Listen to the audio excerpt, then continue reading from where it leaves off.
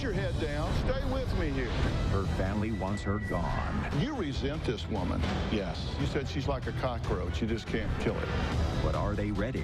You know she's an alcoholic, right? To share the blame. So when she comes out of rehab and starts drinking, where's she get it? Me.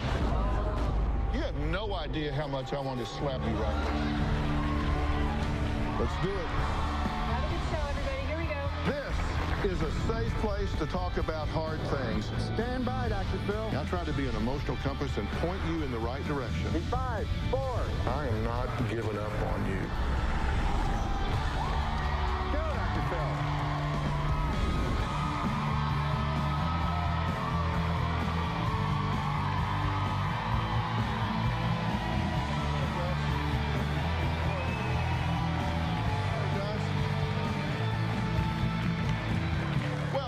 No such thing as the perfect family. But what on earth would cause a husband and 3 daughters to say these unbelievably harsh words about the matriarch of their family? She's more like a burden than a partner. It almost would be a relief if she did pass away. If she was out of our lives, I do feel like everything would be a lot easier. When I was younger, I used to say that. I wanted her to die. I just wanted her to go away. I don't want her around me or my family anymore. I don't respect my mother at all. I do definitely resent her.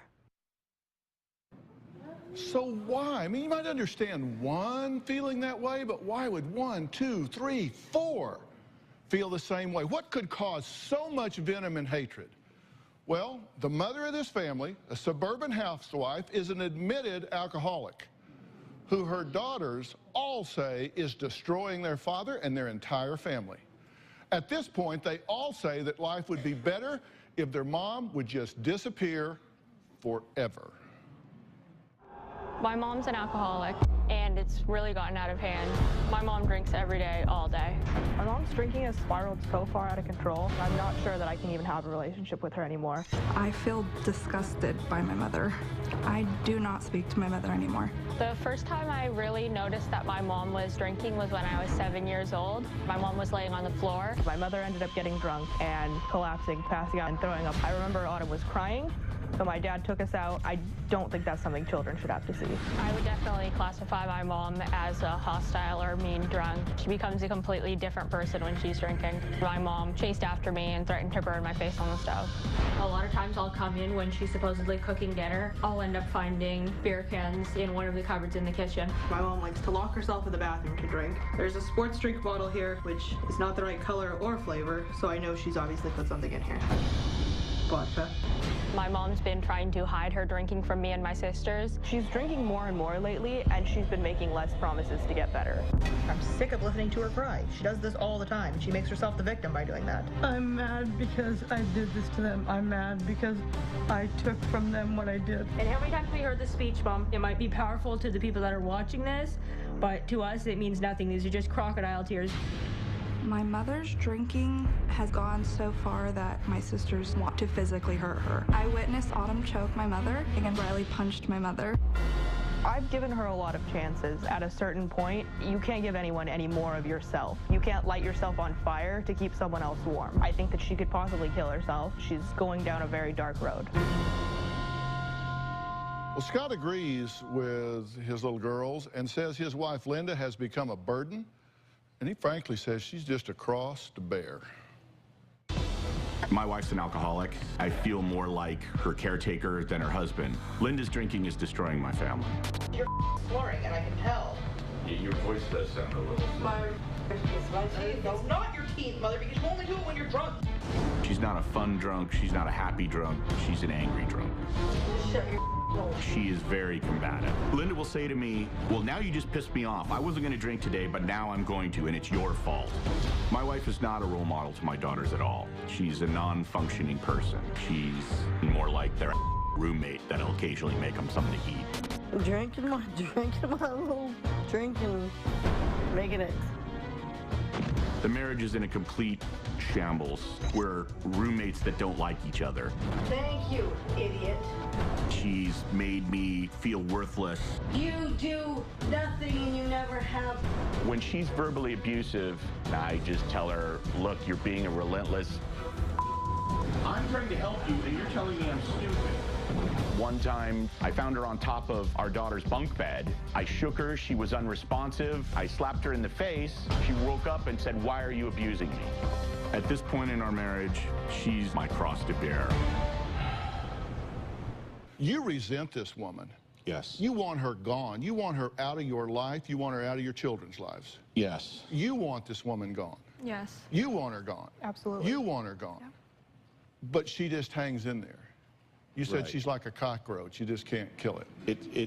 It's you feel trapped, you know. You want it to resolve, but it never does, and then you're just stuck, and every day you think it's going to get better, and it never does. It gets worse. And you think it's never going to get better? At this point, I don't think she'll ever get better. She's really stopped making promises, and she couldn't keep the promises to begin with. So what do you say to yourself about this? I think to myself that I hate my mother and that as soon as I'm old enough to get out of the house once I'm 18, I don't want to see her anymore. You've gotten combative with her. Yes. You've punched her out. Yes. Why? Because she pushes it to a point where I will try to leave the situation and she won't let me leave, and I feel like it's the only way out.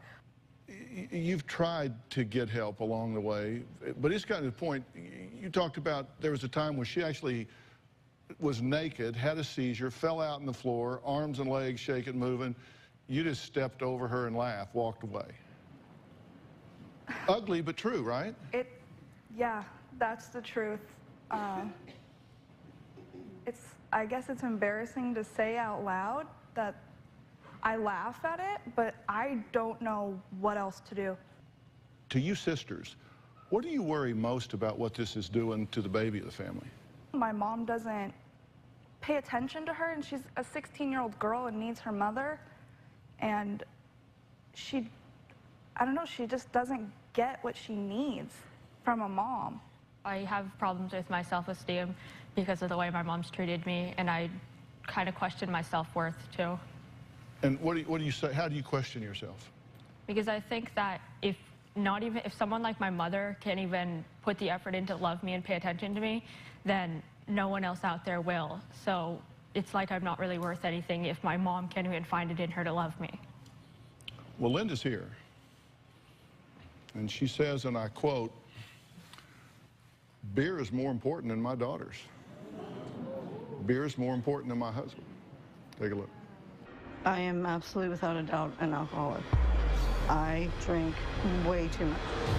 If there is a beer left over on my nightstand or on Scott's nightstand, I will pick it up during the night and drink it. If it's still there in the morning, I'll finish it. I can easily drink 9 24-ounce beers.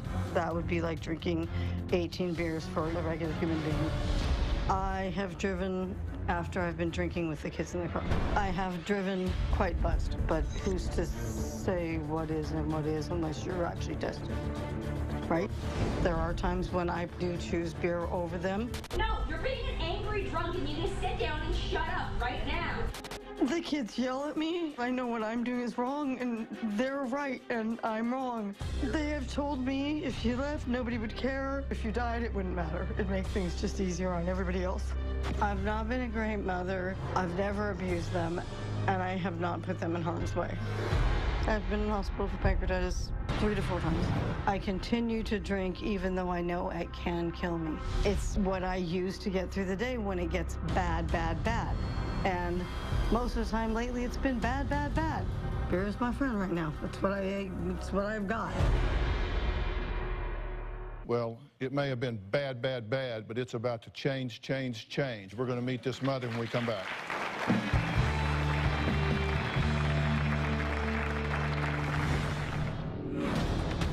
Are you drunk now? I was desperately not going to even drink last night, but I opened a beer, but then I was so exhausted from the week, I didn't drink it. But of course, this morning it was on the nightstand, so I drank it. I enable Linda's drinking completely. I'm the one that actually buys 90% of it, because if I don't, she's just gonna sit here and verbally torture me until I do. Grabbed one of these, which she had me buy this morning, took it back to the bedroom.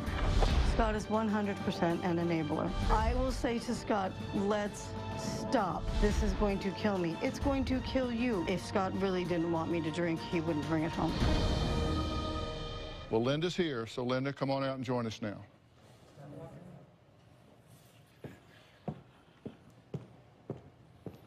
Linda, I'm Dr. Phil.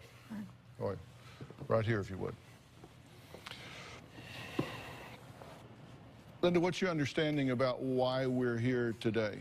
I know that I drink too much. I know I'm an alcoholic. And I know I have other issues too that I would like to figure out, and I think we would all like to figure out what makes me not stop. Because I've had enough scares that I should have stopped by now. They very much are beyond sick of you and what you're doing. They are using words like hate, resent, die, go away. I mean, these girls are telling me they are fed up, over the top with you and your conduct. Do they have a right to be? 100%. And they have every right. I've hurt them deeply. But in talking to you, you have blamed your family. You said, for example, and I quote, if Scott didn't bring beer into the house, I wouldn't drink it. So he's the problem. We just need to get your courier fired. Just fire your courier, and then you'd be okay. That's what you're telling us. I just drink because he brings it into the house. That's how it is now, but if you fired him, I'm sure I would. You said if I ask Scott to get me beer, he will. Scott causes me to be angry, then I go drink. When my daughters scream at me, they push me to drink. My daughters contribute to my drinking. My family makes me feel all alone. Becoming a housewife, being bored all day, nothing else to do. So you are so bored that you're saying you just pickle your brain. Yeah, I guess I have. You always start out by saying that we don't contribute or that you don't blame us, and yet you go right ahead to blame us. Well, that's always the hardest thing with Linda is what she says and what she does are two completely different things. She says she loves us. She says we're more important than anything. She'd do anything for us. And I said, okay, then quit drinking. And that doesn't happen. Are you drunk now? No, I'm not drunk. I'm not drunk now, no, but yes, right I now. did. Drank today, so yes. I did. I did.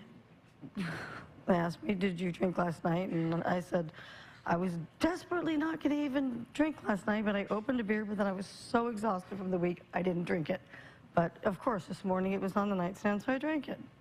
So you'll wake up first thing in the morning, and if there's four or five cans of beer partially open, got some in it, you'll drain them, right? Yes. If it's one of those days, yeah. And when I say one of those days, some very, very seldom, but there are days when I won't do it. But if it's there, yes, I absolutely will. Are you on drugs today? Prescription drugs? Yes. Do you Dr. Hop? No. Really? Yeah.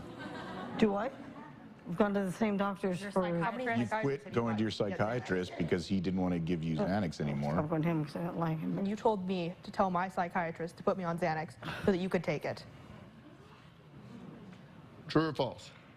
True.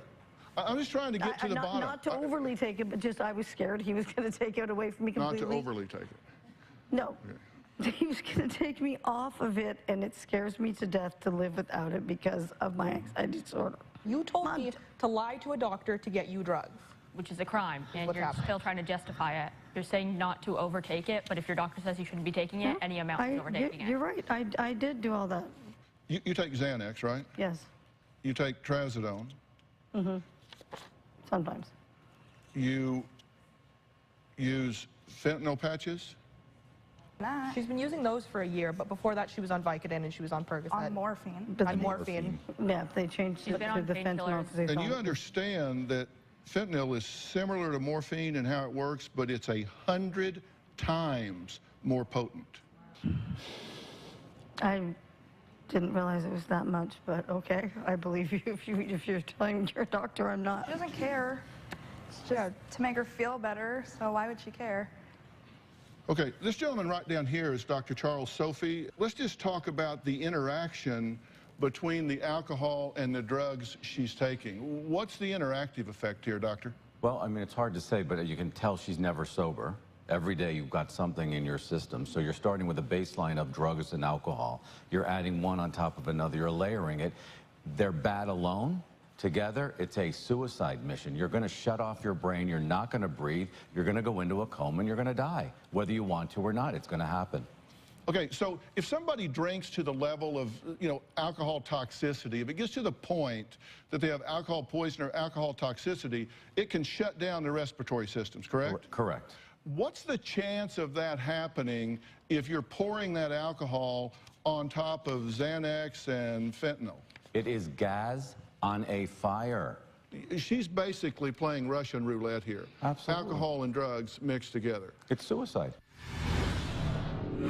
You said, I do not abuse my children and I do not put them in harm's way. Now, don't put your head down.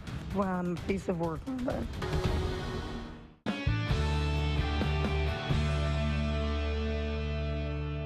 You made a statement that above all else stood out to me. You said, I'm an alcoholic.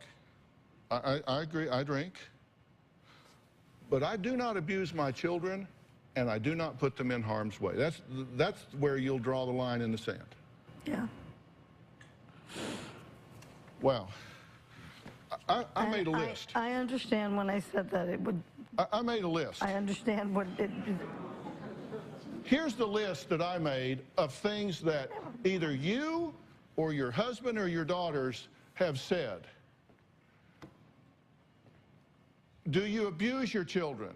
Well, you threaten Autumn with physical violence, emotional warfare with her, make negative comments about your dad, you're drunk around your grandson, you supervise your kids when you're drinking, you call them every name in the book. True? True? Some of that. You've called this precious child a whore and a slut.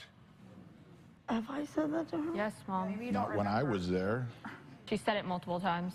I've heard both of them say that, and I have not said that to you. Yeah. Well, I said.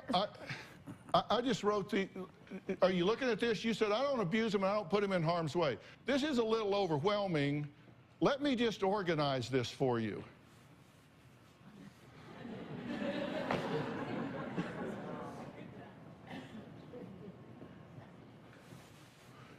So, with regard to the family, these are just the things I've concluded from the history. Now, don't put your head down.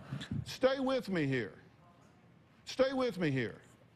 With the family, what I think's abusive, you role model drinking all day, every day. You're supervising kids when you're drinking. You're passed out on the floor with vomit. You're slurring your speech, stumbling, having hallucinations. You're role modeling criminal behavior because you're driving drunk. You are driving Riley and Autumn around while you're drunk. You're role modeling abusive behavior by abusing Scott, calling him every name in the book. You're fighting, yelling, screaming around the house topless. Physical abuse with Scott, hitting and slapping him. Emotional warfare, threatening divorce. Degrading comments about dad to your children and talking about your sex life, and says a younger man will take care of you. So is that abusive? Drunken logic. You make up random punishments and chores. You threaten violence if they don't listen to you. You brought strangers into the home, current and former heroin addicts, a 20-year-old male in the house smoking pot. Well, I'm a piece of work, aren't I? With Autumn, you threaten her with physical violence. You will burn her face on the stove. You've grabbed her by the arm, dug your nails into her arms, degrading comments about her body, called her a skeleton, and made comments about her being a hunchback because she has scoliosis. Okay. That's more because of her posture, but that's all I'm going to say I about grew up that. with a Are you me, Dad? No, Are you kidding me? Really?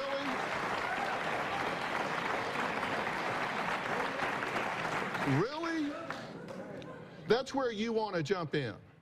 No, just... Because you know, my question for you is, you said this has been going on for 10 years. What the hell are you thinking?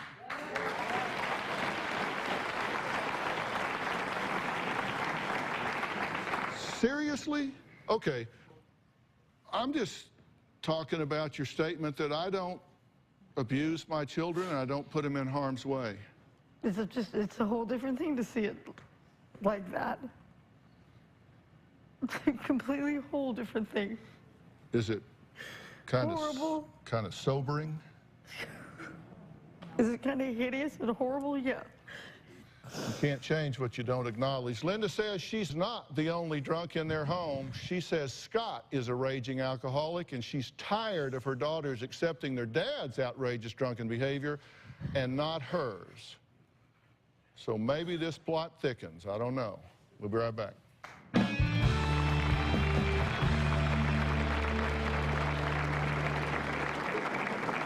I believe Scott is an alcoholic. She wants me to say I'm an alcoholic, I guess. I guess? I would consider my dad a functioning alcoholic.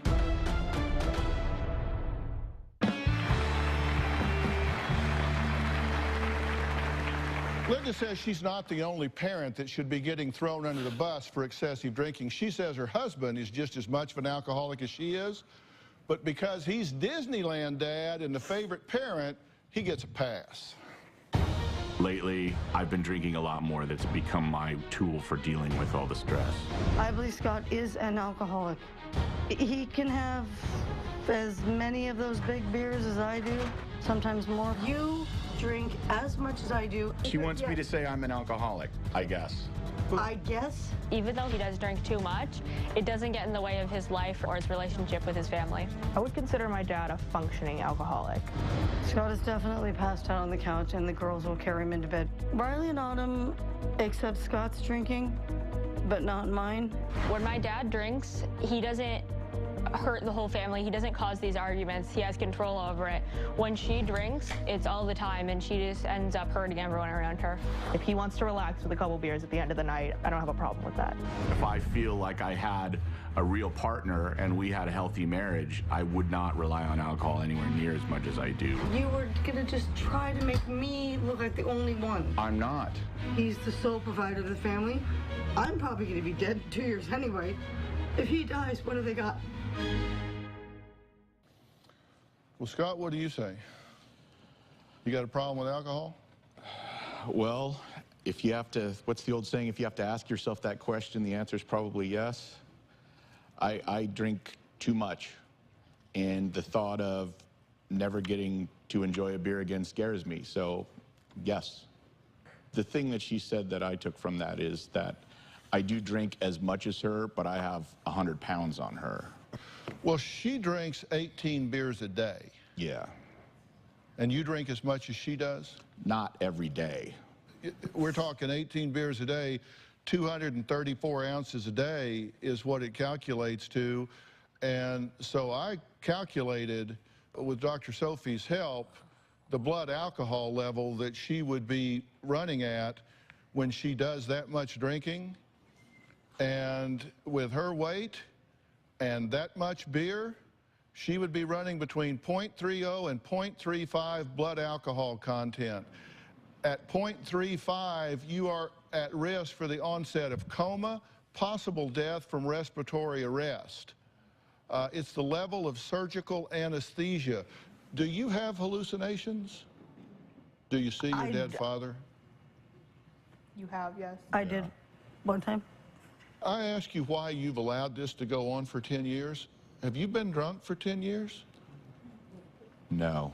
We've been drinking together since the day we met. No, his is nowhere near as bad But as we yours. have been drinking together His since the just day we met. got bad Gotten bad recently. because of you. Yeah. Before we did our interview with her, where we taped with her interview, did you take her out for a drink? Yes. I wanted to do everything I could to make sure. Who are you people? What are you? Come on, Scott, you're a bright guy. You know she's an alcoholic, right? Yes. Did she wake up a few days ago and you had left her a sandwich and a beer next to her? Yes. Yes. Out the bedroom drawer. You couldn't find a loaded gun? What the hell? Why would you do that? He wanted her to come to the show. Honestly, Like a little kid, you have to bribe them. Yeah. Oh my God! What the hell is wrong What with do y'all think about this? What do you? Are you not just outraged? We're used to it.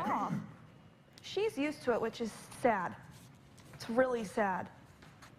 That's So there's not a time in your day where you wake up and go outside and go out of your room and the house is all clean and bright and your mom's up and sober and everything's happy and good. That just doesn't happen. No, that's never happened. That just never happened in your life. You don't get to do that. Never happened that I remember.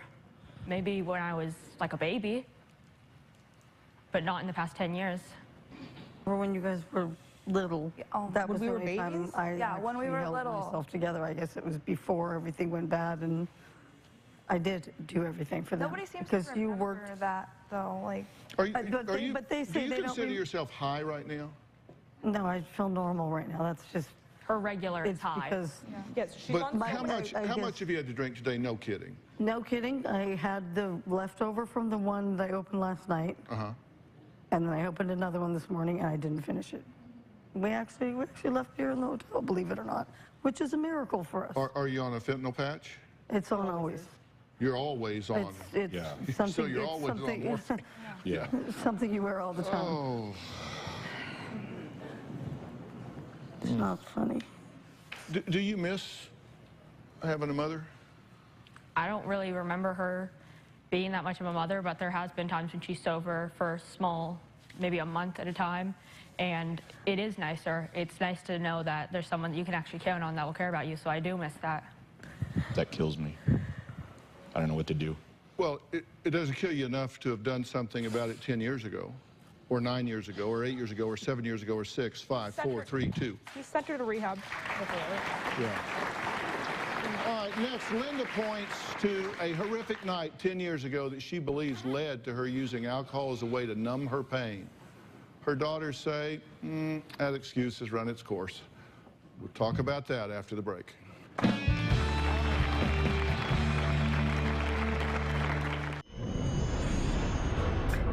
My mom's drinking has affected me the most because as the youngest of the family, she's been drinking for the majority of my life. I can't really remember a time when she wasn't drinking. She hasn't been very much of a mom to me in the past years. She doesn't seem to take an interest in me or my school life. The only thing that she really likes to do is complain and insult me. She says I'm too skinny, I look like I'm sick, I look like a skeleton. It makes me feel really bad because she never complains about the way my sisters look. Whenever I wear shorts or a skirt or any kind of dress, my mom will usually say that I look slutty. She'll call me a whore. My mom does know that I have insecurities about my body. I believe she knows that she's hurting me. I have very slight scoliosis, but that doesn't stop my mom from telling me that I'm a hunchback. Hey, stand straight. I used to do really well in school, but lately my grades have been dropping. I do miss a lot of school, and my teachers are even starting to get concerned about me. My mom's jealous of my relationship with my dad. I remember this day. My mom does take it a step further and sometimes accuse my dad and I of having some kind of inappropriate relationship or saying that he treats me more like a wife than he treats her. Yeah, take my daughter out for her 16th birthday without me. Because I didn't give birth. Because I didn't carry her for 9 months or give birth to her. You take her. I'm really uncomfortable with this because it's obviously I don't have that relationship with my father. My mom has told me that I'm the reason that she's drinking. I despise what my mom has done with her drinking and how she's treated our family. Did you listen to that? Yes. What did you hear? I don't tell her she's too skinny. If she wears something that I think is too short, I'll say, well, you don't want to look slutty when you go to school. And I had no idea that she thought I was calling her a hunch. I mean, I said, don't walk like a hunchback. You call her a hunchback. Come on. I wasn't doing it to be mean. And you say all of this is in reaction to something that happened 10 years ago. That happened 10 years ago. I was drugged and raped. I hate that for you. That's terrible. There's no but at the end of that sentence. I hate that for you. And my question is, so does it seem reasonable to you to destroy your entire family and your own life? I think I've been trying to destroy my life, and because I was trying to destroy my life or make me not have to think about it, for whatever you're trying to do? I didn't mean for it to be that way, but that's what I have been doing. I've been trying not to think about it. I don't want to deal with it. Seriously, in 10 years, you had to come here to have this conversation with me for me to point out to you for the first time, like, oh, I am abusive, negligent, and hurtful to my daughters. Well, somebody needs to get your attention, woman. She doesn't deserve this. She doesn't deserve this. She doesn't deserve that. He doesn't deserve this. You two, I don't get what the hell you're thinking. She's been to rehab twice. 3 times. Yeah, detox once and rehab twice. Every time we think that's the breaking point, this is going to get better. So when she comes out of rehab and starts drinking, where's she get it? Me. You have no idea how much I want to slap out of you right now.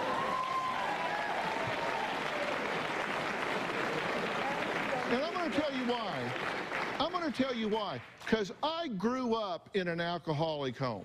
I grew up with a father that was drunk. I grew up when I wouldn't bring my friends home because I didn't know if my dad was going to be drunk in the driveway naked in Denver in January. I've been in there with the yelling and the screaming and the name calling and the throwing, and nobody would step up and man up and do something about it. And I resented it then for me, and I resent it now for the 3 of you. And they deserve better. They deserve better. Look, if something radical isn't done today, I believe Linda and Scott are at risk of having Autumn removed from their home. We're going to talk about that after the break. You have to change this, Scott. My main reason for coming on the show is Autumn. I don't want her to grow up the way Devin and I have. My wife seems to be particularly mean towards Autumn. Linda thinks that Autumn manipulates me and has me wrapped around her little finger. My mom does treat Autumn the worst. I have spent a lot of my life trying to protect Autumn. Now, I said before the break that I believe Linda and Scott are in danger of having their 16-year-old daughter removed from their home unless something drastic happens today. Drastic. Now, joining us on stage now is Dr. Charles Sophie. He's the medical director for the County of Los Angeles Department of Child and Family Services, the very county that Linda and Scott live in. Dr. Sophie has the authority to remove their daughter for just cause. And I'm not going to ask you to address that issue right now, but I'm going to ask you, first off, given the fact pattern, does this rise to the level of child abuse? It rises way beyond the level of child abuse, way beyond the level. This girl has not had any parents. These girls, these women have never had any parents. There's no one there. So I'm there and I'm going to assess you and I'm going to say, well, you know, you're an accomplice here. Man up. Somebody, you could have left her a long time ago. You chose not to. You're helpless.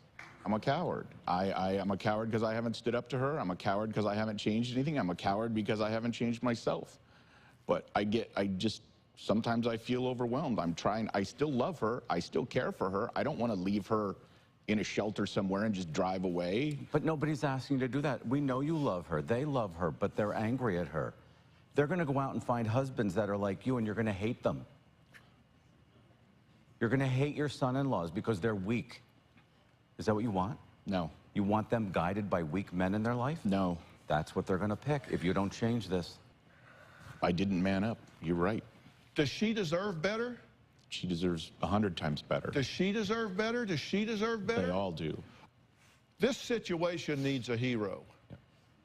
And I nominate you. Yep.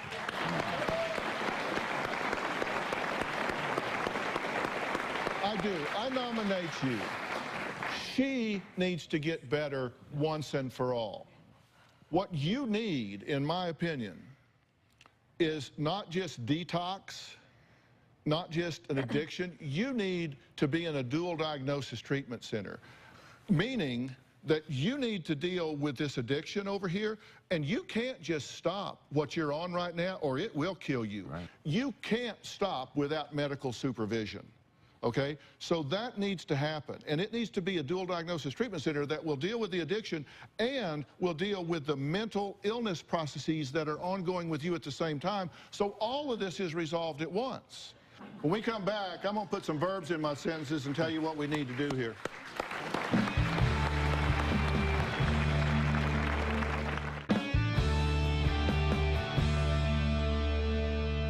I want to introduce Ben Levinson. Ben is the founder and chairman of Origins Recovery Center. This is, in my opinion, a nationally accredited leader in dual diagnosis treatment. Ben, we kind of got, come up here if you would. Yes. You have a seat, Ben. This is Ben Levinson. Hi. Hello, family. And Ben runs a dual diagnosis treatment center. Ben, can you start by helping this woman? Absolutely. And we have a whole team of multidisciplinary professionals, psychiatrists, psychologists, therapists, nurses. In fact, we have a nurse here with us today. You're not traveling by yourself. Who are standing by to really start from scratch and start assessing. We have to figure out what all is going on. And once we do that, we can start to treat those things in a simultaneous and integrated way. There is no point in getting her running straight and level and then sending her home to the world's biggest enabler. That's spot on. So he's got to get right too. Yep. And, you know, Dr. Sophie is also a member of our advisory board here, and I hope you'll agree with me that this is a drastic enough plan that we don't need to take her out of the home if we implement this at this point. Yes. Okay. I think it's a solid plan as long as you can maintain. Are you willing to do this?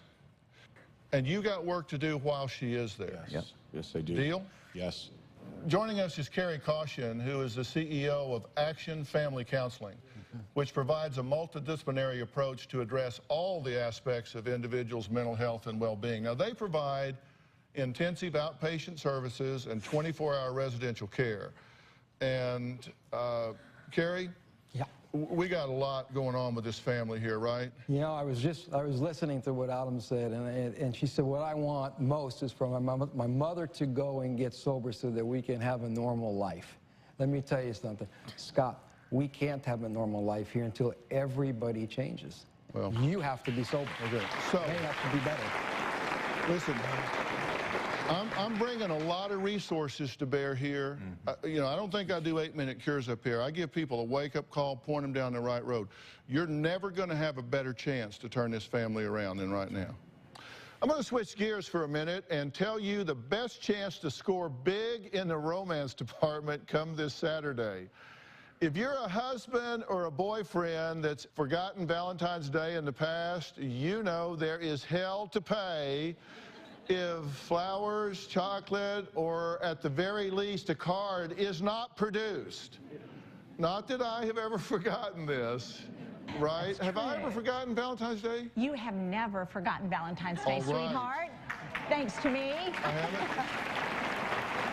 That's right. And guess what? You haven't forgotten it this year either, because I've taken care of it for you. That's right. Yeah. I've got it handled. I've got it all wrapped, and I cannot wait to open it. That's scary when she comes in and says, I got my birthday present for you, or I got my I go, oh my God.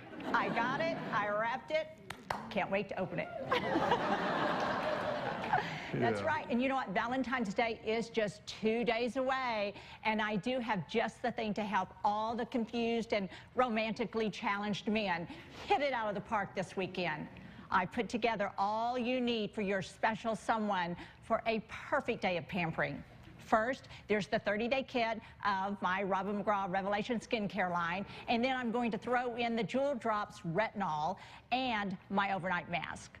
And because it's almost Valentine's Day, everyone in the audience is going home with all my products too.